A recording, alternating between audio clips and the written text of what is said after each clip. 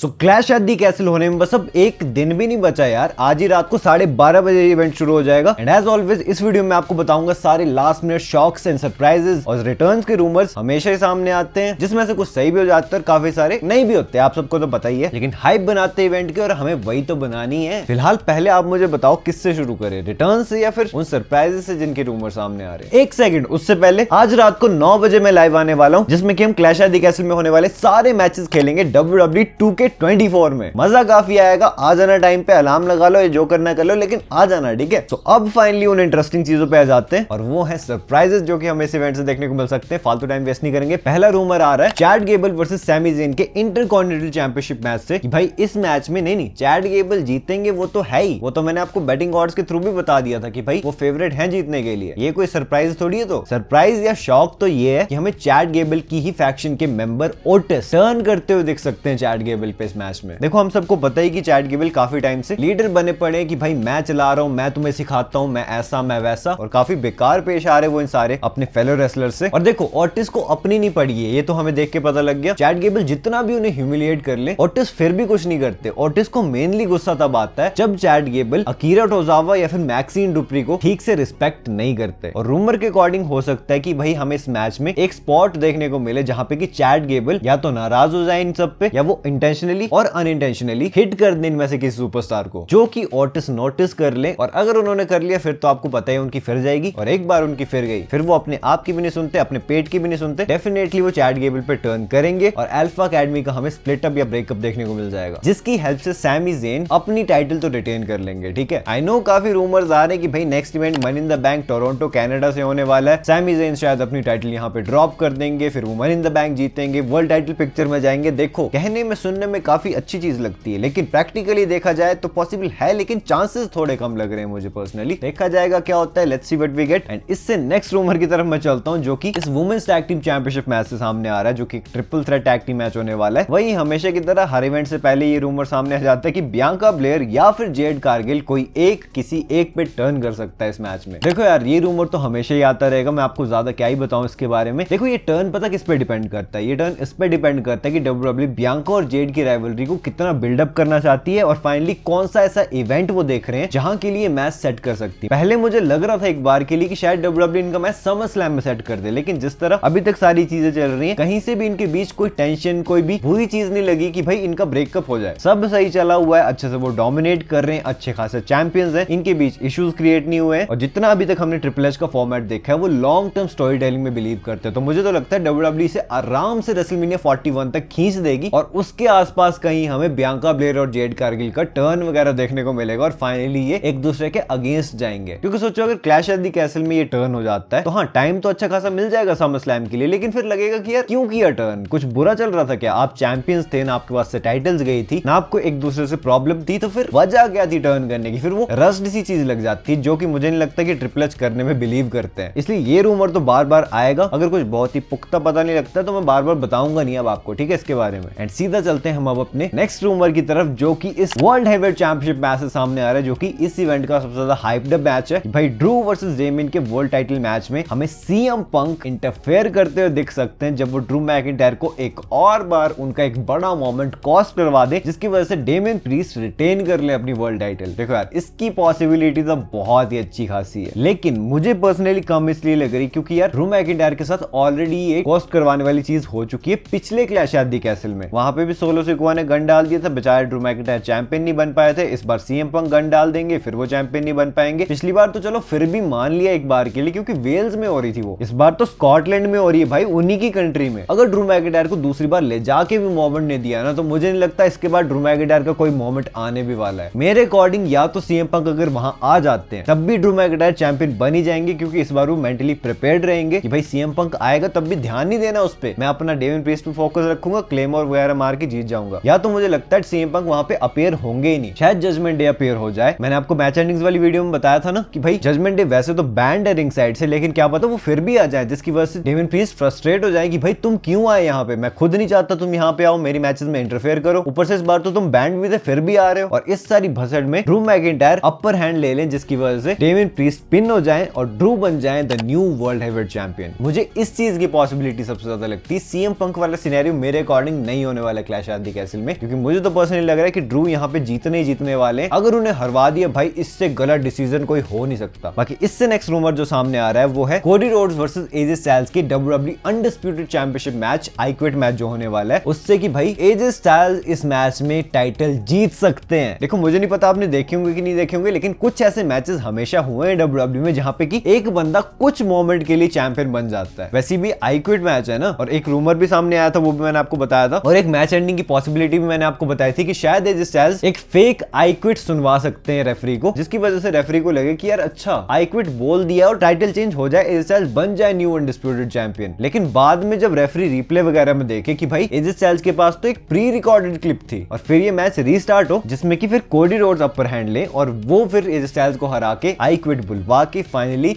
अपनी टाइटल को रिटेन कर ले। मैं तो काफी एक्साइटेड रहूंगा भाई ये चीज देखने के लिए। तो यही थे सारे शॉक्स एंड सरप्राइजेस के रूमर्स। अब हम आ जाते हैं रिटर्न्स पे। सच सच बोलूं 2-3 रिटर्न के रूमर्स हैं जो कि मुझे पर्सनली लगता नहीं यहाँ पे होने वाले। बता देता हूँ क्यों। पहला रिटर्न तो यार वाइड 6 का, जिसमें कि अंकल हाउडी हो सकते हैं, एलेक्सा ब्लिस हो सकती हैं, निकी क्रॉस हो सकती हैं, मतलब वही सारे भूतिया गिमिक्स। हाँ, शायद आपके मन में क्वेश्चन आ सकता है कि जय ब्रो लास्ट इवेंट में जब ये सब नहीं आए तो ऑब्वियसली इसी इवेंट में आएंगे ना, आपको क्यों लग रहा है कि इस इवेंट में नहीं आएंगे? फिर वो मुझे इसलिए नहीं लग रहा है क्योंकि यार एक QR कोड जो स्कैन हुआ था लास्ट टाइम, उसमें एक डेट सामने आई थी जो कि थी जून 17 की, और ये जो क्लैश एट द कैसल है जून 17 को नहीं होने वाली है, जून 17 को होगी मंडे नाइट रॉ, जो कि क्लैश एट द कैसल के बाद नेक्स्ट ही एपिसोड होगा रॉ का। तो वहां के लिए फिर रूमर्ड है कि ये सब हमें देखने को मिल सकते हैं फाइनली। देखना बस ये है कि भाई ये सब किस पे अटैक करते हैं, क्या वो जे उसो होंगे, क्या वो ब्रॉन स्ट्रोमैन होंगे, ये चीज तो हमें देख के पता लगेगी। तो इसलिए मुझे पर्सनली नहीं लगता कि ये सब आने वाले हैं। और नेक्स्ट जो 2 रिटर्निंग रूमर सामने आ रहे हैं उनमें से एक तो है यार द बीस्ट ब्रॉक लेसनर का। अब मुझे नहीं लगता कि ये आने वाले, मुझे पता है इनका रूमर तो आता रहेगा, जब तक रिटर्न नहीं करते आता ही रहेगा। वैसे भी WWE ने काफी मेंशन वगैरह करना शुरू कर दिया ना ब्रॉक लेसनर को, लेकिन रिसेंट रिपोर्ट के अकॉर्डिंग पता लगा था कि यार जब तक एलिगेशंस वगैरह का सब सेटलमेंट नहीं हो जाता तब तक WWE रिस्क नहीं लेना चाहती है। ऑल्दो कुछ ज्यादा प्रॉब्लम नहीं है ब्रॉक को लाने से, लेकिन एक नेगेटिव इमेज आएगी फिर कंपनी की तरफ, और वो WWE नहीं चाहती, इसलिए वो ब्रॉक को शायद इतनी जल्दी वापस ना लाए। तो आई होप आपको इनका भी क्लियर हो गया होगा। और अगर इनका क्लियर हो गया तो लास्ट नाम बचता है फिर the tribal chief, the head of the table, Roman Reigns का। आई डोंट थिंक इनसे रिलेटेड आपके मन में कोई भी क्वेश्चन होना चाहिए, क्योंकि यार क्लैश एट द कैसल में ब्लड लाइन टाइप का मैच कोई हो ही नहीं रहा है, तो रोमन रेंस वहां आके करेंगे तो करेंगे क्या? समझ रहे हो बात की गहराई को? तो यार यही थी वो सारी लास्ट में ये चीजें, जो कुछ पता लगा मैंने आपको बता दिया। आज रात को 9 बजे लाइव होगी, याद रखना और टाइम पे आ जाना। एंड अगर आपको इस इवेंट में होने वाले सारे मैचेस के रिजल्ट्स जानने की कौन कौन जीतने वाला है, तो यार ये रही वीडियो आपके सामने, इसे जल्दी क्लिक करो और देख लो। एंड मैं मिलता हूं आपसे अपनी नेक्स्ट वीडियो में एक बहुत ही इंटरेस्टिंग टॉपिक के साथ। So until that time, this is जय